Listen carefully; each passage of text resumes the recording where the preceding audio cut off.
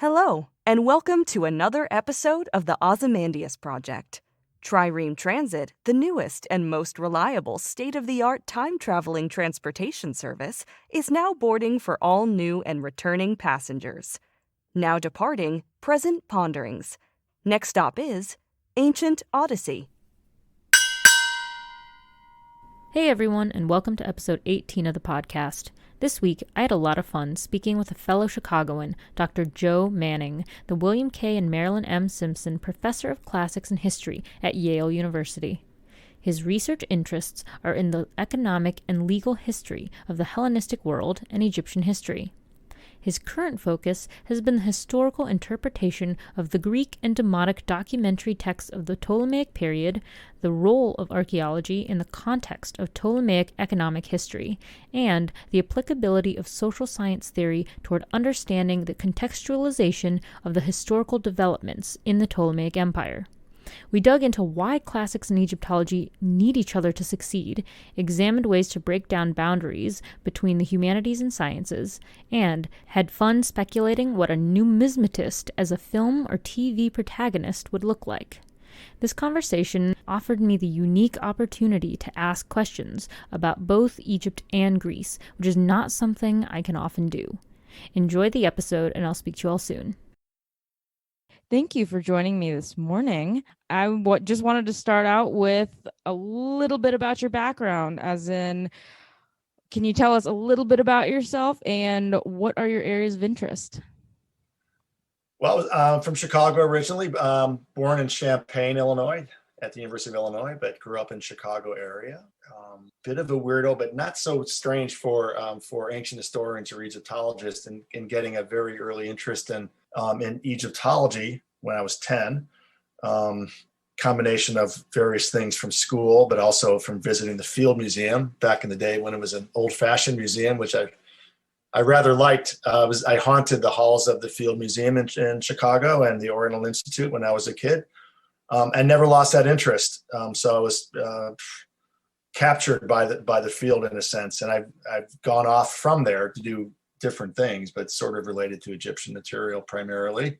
From legal and economic history based on the later Demotic language Egyptian material primarily Ptolemaic and Roman Egyptian material.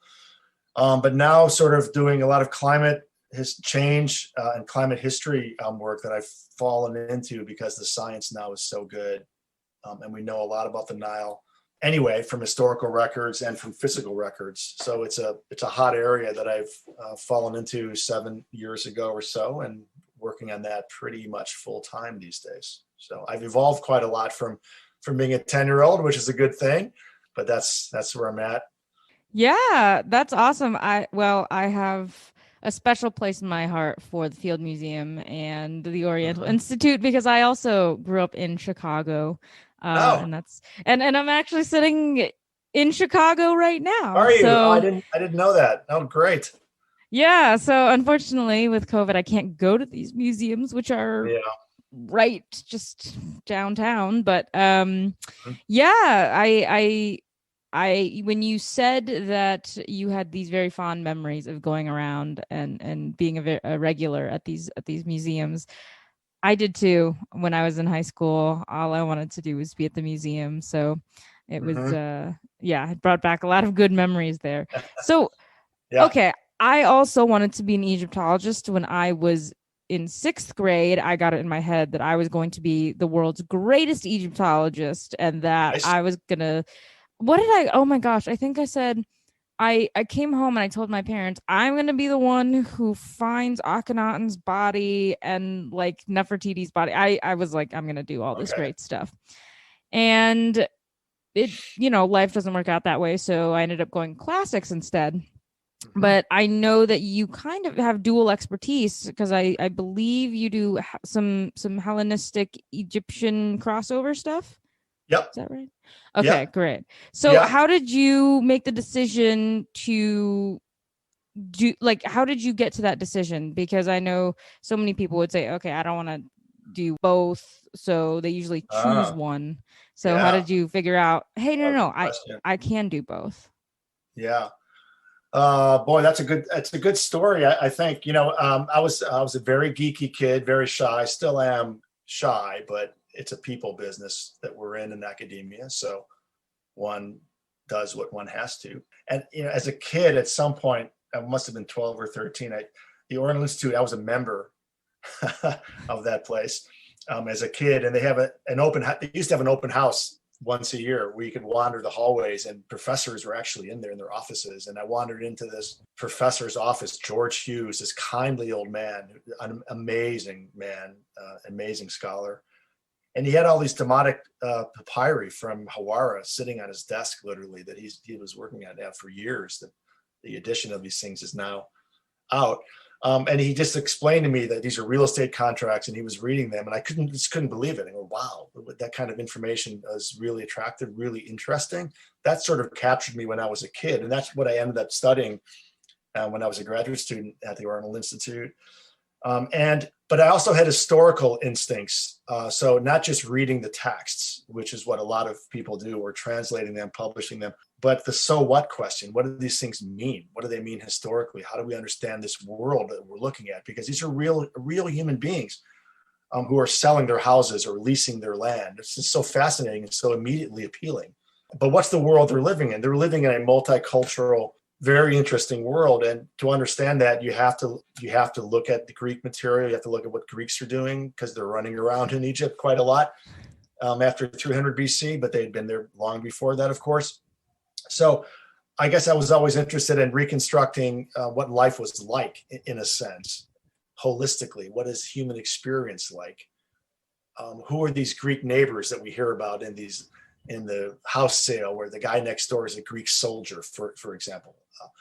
And we have a lot of bilingual material. We have a lot of Greek language papyri, a lot of Demotic Egyptian language papyri, a lot of Aramaic papyri. The archaeology is quite diverse from this period in Egypt. So, in order to understand the whole world, you have to go past the disciplinary boundaries, which are a real bane, actually. And, the old story about doing papyrology, about doing this kind of Greek or Egyptian language-based documentary material, is that the Greek language people would translate the Greek stuff, and the Egyptologists would translate the Egyptian stuff from the same family archive.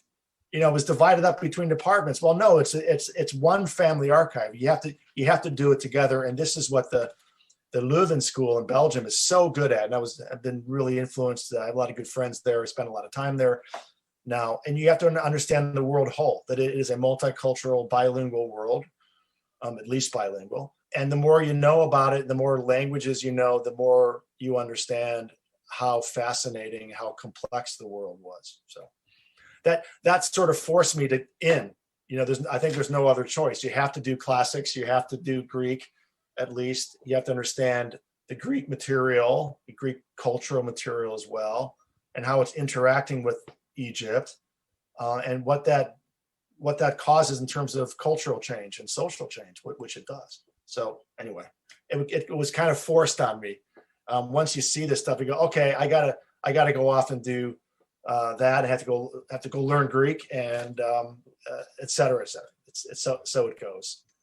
And so was doing the Hellenistic period all part of that deliberate attempt to combine Egypt and Greece because that's where they met? Or were you ever seduced by the idea of like Old Kingdom, Middle Kingdom Egypt, which obviously is so far back that there just isn't Greek stuff?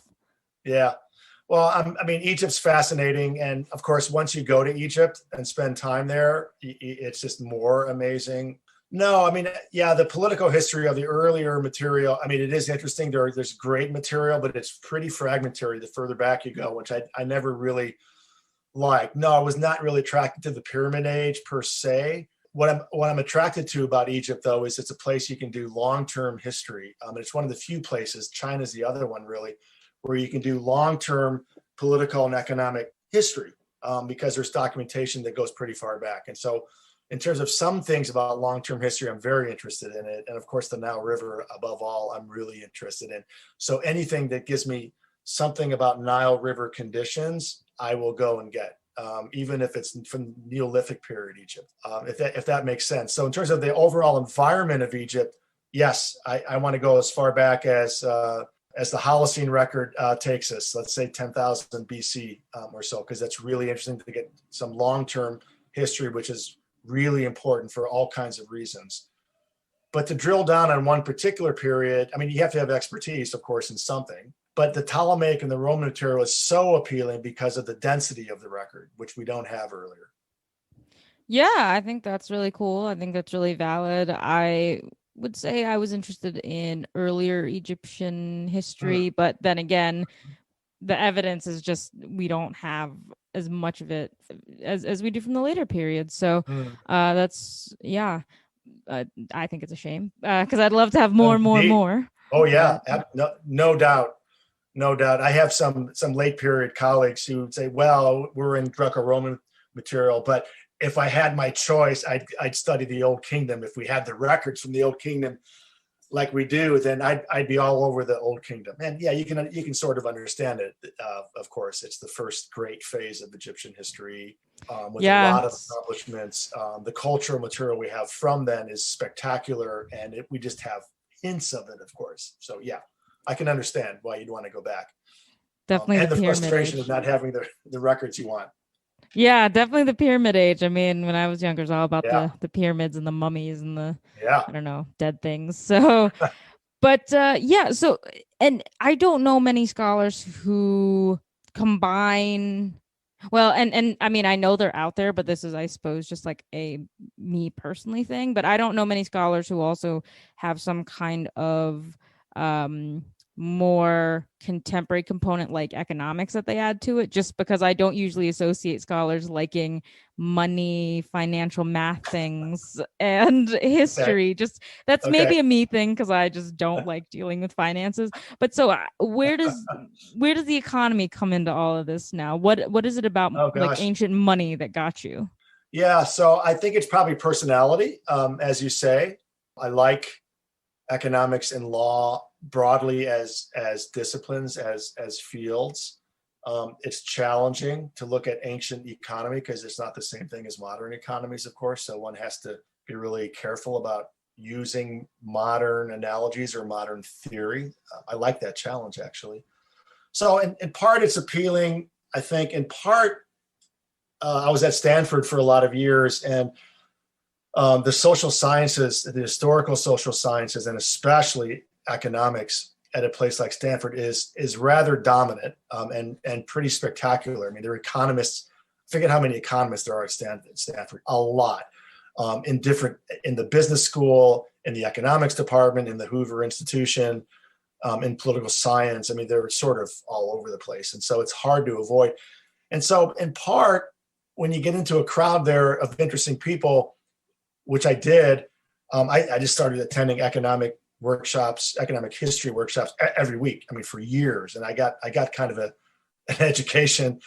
I'm hanging out with people, and that's eventually convinced me that you could do some pretty serious economic history of the pre-modern world with some of the theoretical tools that people like Doug North, who was hanging out at Stanford in the winter. Was at WashU in St. Louis, but he was at Stanford in the winter months. He was an amazing intellectual on economic history and economic theory. So it just it's like everything else good in academia, and sorry, but it's true. It's serendipity. You just fall into things like going to a bookshop or a library and finding a book next to the book you're looking for, which is a breakthrough that becomes your dissertation or your next book project or something else. It's partly serendipity. It's the place you're in, and being open to learning and being open to talking to people and not being closed off in your own little world, but being open to wanting to learn, I would say, which is, after all, the fun part of being in the academy. Oddly, it's not so normal, but I think you would find the best people are open-minded and say, I want to know, I want to learn. And that's I sort of naively was doing that. So I sort of fell into it, going, oh, gee, that's interesting. That's cool. And have pursued it, for a lot of years now. But I think it was probably being at Stanford and being in an intellectual crowd where historical social sciences, sociology too, were just so dominant at that institution. So with the ancient economy, it's, I would say, a lot more simplified. A lot of these ancient cultures, they relied so much on trade and exchange and even inter-country bartering, I suppose. So it's a lot more simplified than it would be today. So when you kind of compare and look at the ancient versus the modern economy, does the modern economy fascinate you or interest you to the same degree? Is it because it's just like an all-encompassing fascination now with how economies work, or would you say no, I'm much more like interested in the ancient economies, the modern one, I understand it, but I don't really go into that?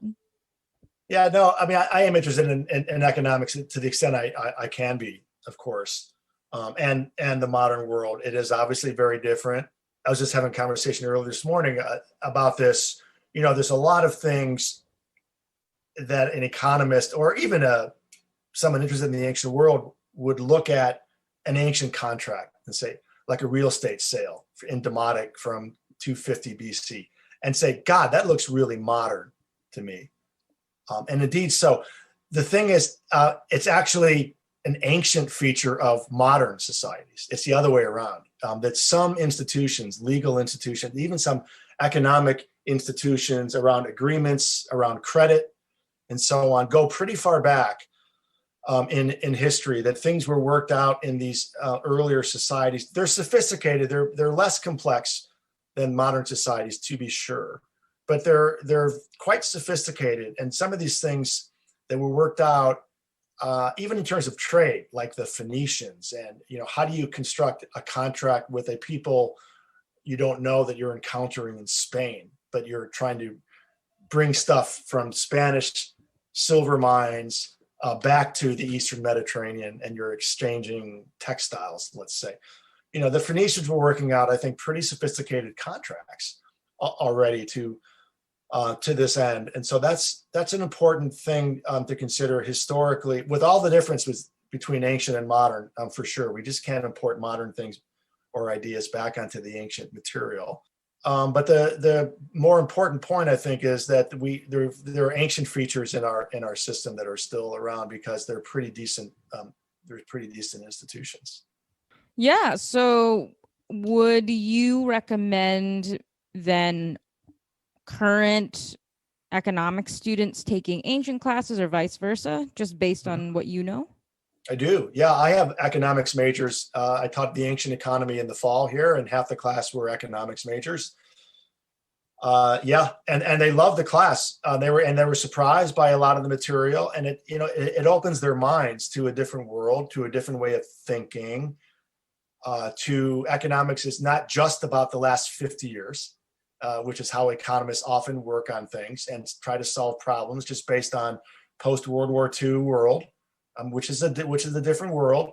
But if you look back, let's say a couple thousand years or 3,000 years, you have a different understanding of the evolution of human societies, of good and bad institutions, of even some institutional solutions from the ancient world that might be interesting in a modern context. So, and that some of the modern rules, even the Doug North material that we call new institutional economics, which is history-based around history of property rights, let's say, the theory doesn't work so well looking at ancient material. We have to kind of revise the theory a little bit, at least try. That's important because that's an ancient historian contribution to modern theory, at least potentially. So we can engage with modern economists and modern economic theory on some level with the historical material. And I think I find that really valuable because, not that economics should dominate things, and economics is a pretty powerful discipline that does tend to be a bit imperialistic in the academy. But no, actually history matters, and lived human experience matters. And the further back in time we go to reconstruct lived human experience, the more valuable the kind of social science reductive thinking is, I think. At least it should be. So no, I welcome the dialogue, just like sitting in economics workshops or economic history workshops or legal history workshops that are very diverse in a world where a lot of it is American legal history or American economics. Hey, I work on Egyptian material from 300 BC. I'm an odd duck here. But it actually can work if you have open minds. Of course, it doesn't always work, but I find the conversation can be potentially productive, and it's really good for ancient history, for Egyptology, for Assyriology, and for other fields that are can be rather reclusive, can be rather shy, to get them to engage in a wider circle in the academy, because their stuff matters, even in different contexts. It makes Egyptology more important than just for Egyptologists or for Assyriology or classics, whatever it is. This I like, because it creates a space that we can build some new work. We can create opportunities for graduate students, some new kinds of research, some new collaborations. I think all of that is exciting and really good. Yeah. And so I think that's all really, really good info for anyone to know. I took a financial planning course, and just not really, I personally that's not what I engage with. But I suppose if I had someone to tell me, no, you can really integrate this, because what it seems like you're learning, while yes, it applies to modern day, there's some ancient principles here.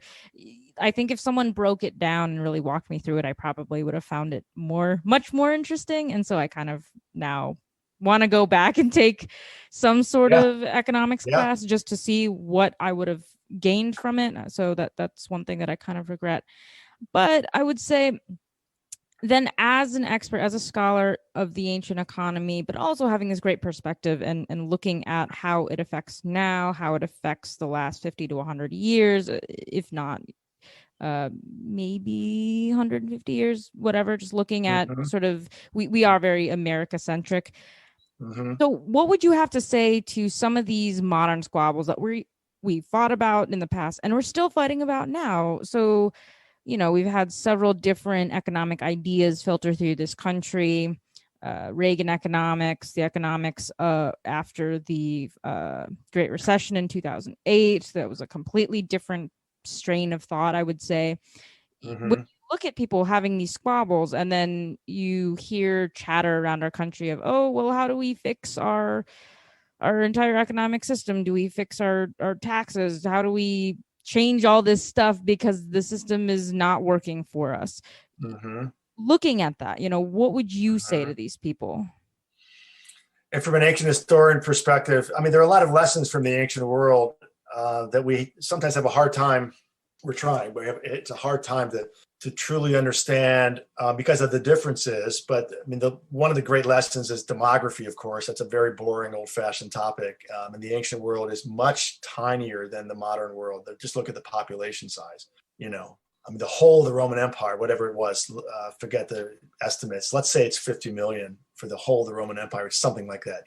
Ancient Egypt at its height in the first couple of centuries AD, let's say, its population height before the 19th century is maybe it's 5 million, maybe a little less. What's the population of Egypt now? 80 million plus, and it's growing by more than 1 million a year. I mean, there's a huge population growth in a place like Egypt. I mean, one of the lessons is that demography is a huge driver of historical change. Another driver of historical change is climate, short and long-term climate change. And the lesson is we have to be careful because unexpected things happen at a time when you're not expecting it, at a time when things are already kind of unstable. This can be really problematic. And this is sort of obviously what we're facing now. We know that historically too, although different levels of climate change than what global warming is doing to the planet right now, I think. But there are lessons about equilibria, about cooperation. For example, we are the history of the human species since we emerged is cooperation. That's the success story is we cooperate, and if we don't cooperate, it's not good, basically. We have forgotten that in a world where economists are telling us and investment bankers are telling us that we have to grow by 4% every quarter, this sort of thing. It's not possible to grow at 4% every 3 months for infinity. We kind of run out of resources, and we get really competitive with the resources, and that we run into problems. Again, we kind of run up against a ceiling of cooperation in a world where, we're probably reaching some sort of carrying capacity of planet Earth in terms of human population at some point. We have to sort of step back and kind of think about what that means for human societies. Yeah, globally for sure, given the resource issues that are global, but even in our communities, that we're better off cooperating and we're better off taking care of each other. As COVID-19 also shows us, we get these pandemics that happen every now and again historically, and we're kind of learning that lesson, I think, in real time now. And history, ancient history, to be sure, has lessons there for us that I think probably, if you think about it for a minute, have policy implications. That again, actual human experience matters a hell of a lot, not just what's on paper and what we can draw up on paper for growth or for American dominance in the world or whatever it is. And since you brought up this great point that economies and the environment have always kind of been tied together, especially when you think about ancient cultures like Egypt, where their entire food, economy, trading, everything just kind of relied on the Nile rising every year. So if it did, they were great. If it didn't, they're hosed. So from historically being so tied together and then making the case that it's still very tied together, is it so what must you be thinking when you see people today trying to take them apart and say, no, they're completely separate, because we can have our cake and eat it too over here, but we can just leave all that environment stuff to the side because we're doing so well, like they shouldn't be connected? Yeah. So, I mean, I know we're kind of heading that direction, that we can actually live outside nature, or we can create colonies on Mars. I don't know. I have a lot of reactions to it. One of them is there is, and this is E.O. Wilson, actually the great Harvard biologist, who's said this in one of his nice books. I think it's his book on consilience. That the further we rely on machines and technology to solve problems, the less human we are. And there is the idea of the singularity, and that machine and humans are joining, will become one at some point. I sort of don't like that idea myself. I think there is what history teaches us is, and what humanities broadly does is we are a human species, which it's easy to forget, but I think we should keep in mind that there is something about being human that I think is really valuable. And we tick a certain way, we operate a certain way, and we're messing with that possibly a little bit. And if we rely on technical or technological solutions, yeah, maybe yes, maybe no, these things will work. I mean, I'm just thinking about geoengineering, which a lot of Silicon Valley and other people, Bill Gates, I think, and others are saying, well, that's in case of emergency, break glass solution. We can geoengineer the atmosphere to cool the Earth, reduce solar radiation. Sure, we can technically do that, but what are the consequences of doing that? Lots of them. We know from our own work what this sort of this will impose drought in sensitive parts of the world. Probably not all predictable, but it also does things like it would turn the sky brown permanently. And not blue. I kind of like a blue sky. Just because I like a blue sky, it's sort of what I know. I don't want to see the sky brown all the time, for example. So, we're a powerful species that can now change things and maybe engineer our way out of problems. But there are other solutions about living in harmony with nature, which goes, look at our Native American brothers and sisters and their attitudes toward the environment. Gosh, this is a good way to live, I think, is to live in harmony, to live in balance with nature. So I think we still live in nature. And I'm a mountain guy. If you get out in the mountains, it's pretty fabulous. It is part of being human. And it's easy to just order stuff online from Amazon, get all your food delivered, and you don't even know where the food comes from. It's just sort of, here's your food, processed or not. You have no idea of where the fish comes from, how it's, what the ecology, is it farmed? Is it wild caught? How is it caught? All these things, we're disconnected. I think all of that has some harm attached to it. I really do think, to be human and what that means by looking at humanistic text, I just think is foundational. Yeah. And so we've now firmly established that these things are very interconnected, the economy and the environment. And those aren't just things that affected the past. Obviously, we're talking about things that impact us now, that impact our future. So in this day and age, when everyone is trying to defund humanities programs, take away money because they don't care about us, because they think we're unimportant, I think the whole basis of this discussion has been proving the point that this is stuff that everyone studied. They would have probably a greater appreciation of how we treat our home, our planet, our countries, our economic systems, our people, in a better way. So is it just maddening then to see that people don't really seem to find any kind of practical reason to study these things? I mean, is this, can we turn what you've said into a valid argument to say this is exactly why we need to be funding these things more? I mean, I don't think any, what's the harm is kind of where I'm coming from.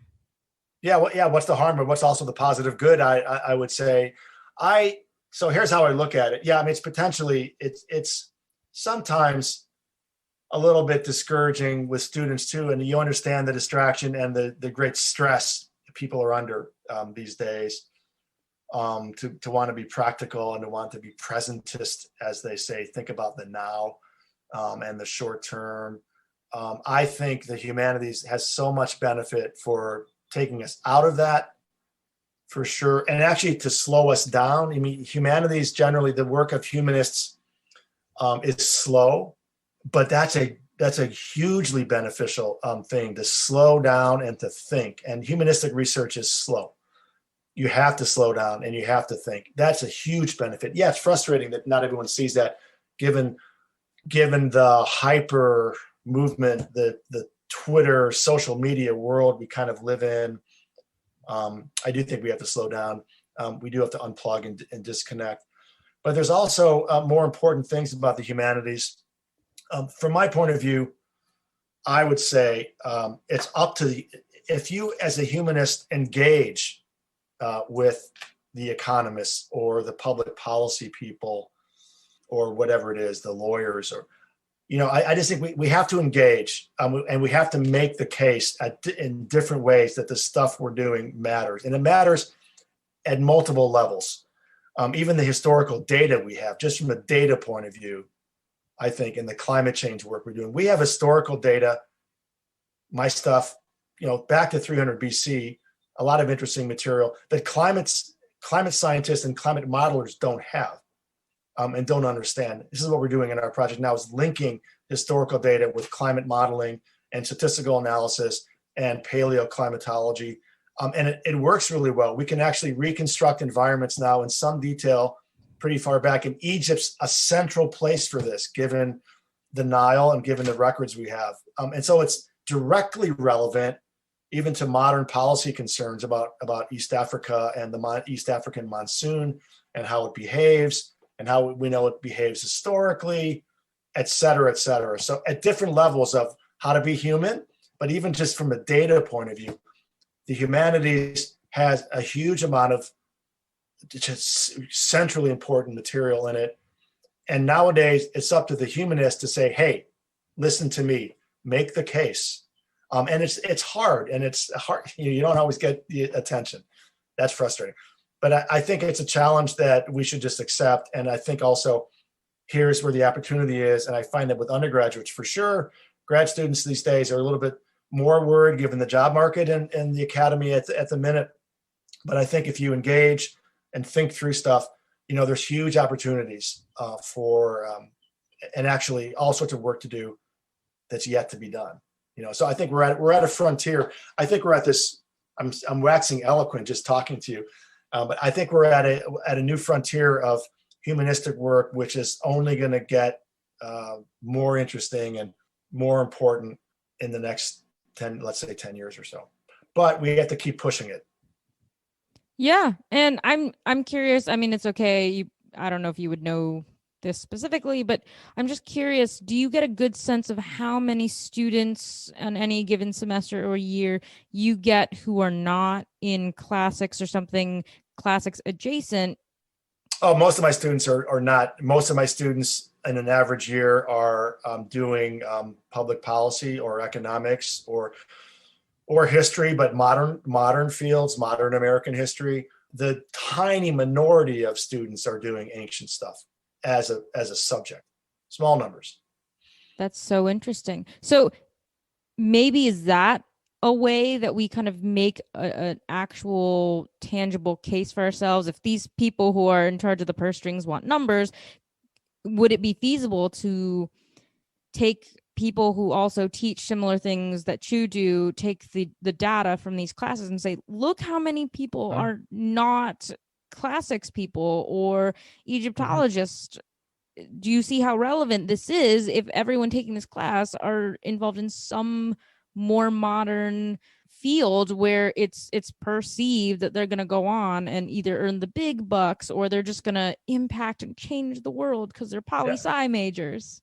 Yeah, I totally agree with that idea, and I think it definitely appeals to undergraduate students in my experience. Yeah, I think there's a lot of opportunity to get people turned on. I mean, the project that I'm working on now that I'm driving is funded by the National Science Foundation. Now, there are not a lot of ancient historians. In fact, there are none. I'm kind of proud to say that have gotten NSF funding for the kind of climate work we're doing.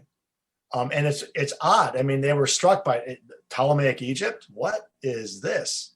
What are these records? But it's got Cleopatra in it. It has the Nile in it. That's sort of appealing, So I'm happy with that funding because it gives us a kind of a public profile and appeal to a lot of students. I think I'm employing 6 undergraduates at the minute on our project who are doing various things, even reading literature, or they're geophysics majors, they're history majors, they're classics majors. I just hired a classicist who was amazed, I think, by the work and didn't know about it before. That is cool. I think we got to do more of it, because I think once you say, these boundaries between humanities and sciences and social science and physical sciences, I say get rid of all the boundaries. Let's just talk to each other about problems and issues and how we work, and let's try to understand how an ancient historian works, how a geophysicist works with material. And there's not, obviously differences, but there are similarities, and there are points of commonality that are surprising, but really energizing. Yeah, I think that's awesome. Congrats also on the NSF funding. That's that's an achievement in and of itself, because ancient historians making a case for science funding is an interesting thing. Yes. But yeah. Okay, so I'm so curious. When you watch any kind of TV show or film about the ancient world and you see some kind of trade or barter, or maybe some talk of the rudimentary economy they're dealing with in the fantastical world, for the most part, do you think those portrayals are accurate, or are you just seeing like the most basic caricature of what we think bartering back then would have looked like? Oh yeah, mostly it's a caricature, not so careful. Not always though. There's a great BBC documentary that came out a few years ago on the Serapeum at Memphis in the Ptolemaic period, which is really well documented, and it was based on an archive of papyri that we have, and it's a fairly good 1-hour film on the lives of these people, and it shows Greeks, it shows coinage, and shows the marketplace and exchange in the marketplace there. So that, sometimes if you're thoughtful, it can be decently reconstructed, I think. So it's not all jazzy, over dramatized stuff from the ancient world. But I mean, that is the temptation, to kind of over dramatize and to appeal to certain presuppositions about the ancient world, let's say. So how do we make, and this is going to sound so funny because these are words I never thought I would say in my life, but how do we make the ancient economy appear sexy to in modern pop culture? I mean, let's see, when the film Arrival first came out in, what was it, 2014 or something, I remember thinking, this is like barrier breaking, because I can't remember any time that the hero of some action sci-fi kind of film was a linguist. And I was like, this is great. And it brought so much press to linguistics departments with the whole language thing. It was phenomenal. So I've never, to my knowledge, I don't think there's ever been like a numismatist, who, for those listening, that's someone who studies ancient coinage in general. But I've never heard of like a numismatist being your hero of some action story. So do you think it would be possible to find a way to make a numismatist the hero of a story? And what kind of story would that have to be compelling to make people want to watch it and then them into it? I don't know. I would say papyrologist would be a much better hero than a numismatist would be. It's competition between the fields. That's much sexier to go off and find some archive of new material that's going to open up a brand new world. Coinage is a little more difficult to use, but you can make the case. The coinage tells us a lot about circulation, a lot about the politics of a particular place, and who's using coinage, who isn't, what is coinage for, what kind of transactions does coinage imply. It's you can begin to think about reconstructing things on the basis of coinage. Coinage is interesting as an object of material culture because it actually directly relates to what's called neural economics, which is on the cutting edge of economics these days. Economics is becoming increasingly a behavioral science, and the evolution of coinage, which emerges interestingly historically twice, maybe 3 times in history, and that's it. It was invented once or twice, probably, in Western modern day Turkey, in China, probably, and then possibly in India. That's the third one, but there may be some connection between the Mediterranean coinage and India. There's some dispute about that, but let's say 3 times in history, this idea is invented, and it's still with us. Although Bitcoin may or may not be changing our lives with that respect, but we've had coinage, and what coinage means for transactions, for trust, for social networks. I mean, there's a lot that coinage and that kind of money implies, and how states work. There's a lot behind it. It's related to law codes. It's related to legal systems. It's related to all sorts of things. Again, going back to cooperation and trust that human societies need in order to function, and they need at scale, because the larger that societies are, the more you need trust networks and cooperation. Otherwise we fall apart.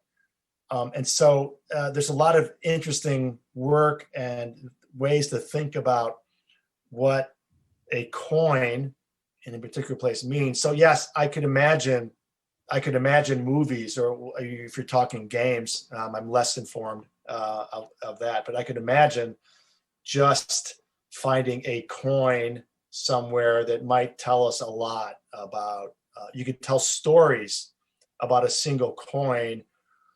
Oh, I don't know, let's say it's a coin of Alexander the Great, famously, but it's found, let's say it's found in Spain, in a context that's 200 BC from the archaeological record. well, what does that imply? Is it trade? Is it, who dropped this thing? You can imagine all sorts of things about how that coin got there, what it means 200 or 100 plus years after Alexander had died, about circulation, about ideas of Alexander the Great and his campaigns that really impacted the whole of the ancient world after his death, and so on and so forth. You could construct all sorts of narratives around a single coin or around a single papyrus letter somewhere about that world, that lost world, as it were. I think I'm biased because one of the last classes I took as an undergrad, my senior year at the University of Missouri, was I took a Byzantine art and archaeology course with my wonderful professor, Dr. Marcus Rotman. And I remember he gave me free rein to pick whatever topic I wanted to write my final paper on. And being the oddity I was, I said, I'm not going to just pick one of these old churches or something just really random. I said, I'm going to do Byzantine numismatics. I know nothing about ancient coinage, but I like the look. But I also knew I loved the idea of studying iconoclasm. And for those unfamiliar with iconoclasm, that's just the breaking of the images, whether looking at them was considered heretical or not. And so I wrote an entire paper. It was like a 20-page paper on the changes on the coins. And so sometimes I think I would love to see some kind of movie or TV show that is set kind of with a numismatist as your hero, and then you have them finding coins both from the iconoclasm and from the period between when there wasn't iconoclasm, and then you could create some convoluted storyline like, oh no, whether you're pro or against iconoclasm, you have to find these coins, and then you have the key to the future or the past and knowing what's coming or what's not. There's a second iconoclasm coming. Oh no, how do we change it or stop it or something? I think that would be a really fun storyline. I hope someone in Hollywood is listening because I want you to create this. There's a lot of potential. And of course, Bitcoin itself creates a lot of, what's the word? Tensions or problems. I mean, the whole history of coinage is about sovereignty. Primarily, and states don't give up sovereignty, and they usually monopolize the issuance of coinage for good reason. And so Bitcoin presents, it's amazing it's allowed to exist, I find, because it's against the interest of states. But anyway, I think there's a lot of interesting things, even juxtaposing ancient coinage with the idea of Bitcoin as a new thing, maybe as another contrast. I think that would be interesting I don't know what the movie would be about, but I think that's interesting to think about. I think it would be super compelling. I please, someone, if you're in Hollywood listening, please take this, use your creative minds and create us something that we will love to go watch and see our hero numismatist over here. So at the end of every podcast, I have each guest read Shelley's version of Ozymandias. And after reading it, if you could just give us your quick thoughts about the poem's meaning, its messages, and any other thoughts you kind of have about it, just because it is such a deeply evocative poem. So indeed. Yeah. Let me pull up the text because I don't have it memorized. It's okay. Only super nerds have it memorized. Have it memorized? Yes, it's a poem. When did we read this? In high school, normally at some point. I can't remember, but this is one of these poems that is probably in everyone's mind, more or less. I met a traveler from an antique land who said, 2 vast and trunkless legs of stone stand in the desert. Near them on the sand, half sunk, a shattered visage lies, whose frown and wrinkled lip and sneer of cold command tell that its sculptor well those passions read which yet survive. Stamped on these lifeless things, the hand that mocked them and the heart that fed. And on the pedestal these words appear: my name is Ozymandias, King of Kings. Look on my works, ye mighty, and despair. Nothing beside remains. Round the decay of that colossal wreck, boundless and bare, the lone and level sands stretch far away. There we are. The imagery is fantastic. I always find in this, and it's one of these poems, I think, where, you can impute meaning to it depending on your mood and time of day and who you are. It really lends itself to all sorts of interpretations. I mean, the most basic one, I think, just would be, the folly of human ego, of building thing, in the face of nature, because I'm working on climate change nowadays so much, that humans next to nature, we are still tiny beings, that we might be changing the balance there. But I think in the end, nature wins. And I think we should probably accept that and live in harmony with nature. It's better. I mean, that's my contemporary reading of this. As you can be the greatest king, you can be Ramses II, and build all sorts of stuff, but look at you. Everything you build is just dust, basically, with respect to the desert, which is way bigger than any one human being. So yeah, those are kind of the initial thoughts, that what humans build is subject to decay, decline, of being insignificant. What matters maybe are the human relationships, not so much building stuff. But being human, again, is about cooperation, about relationships, about living in harmony.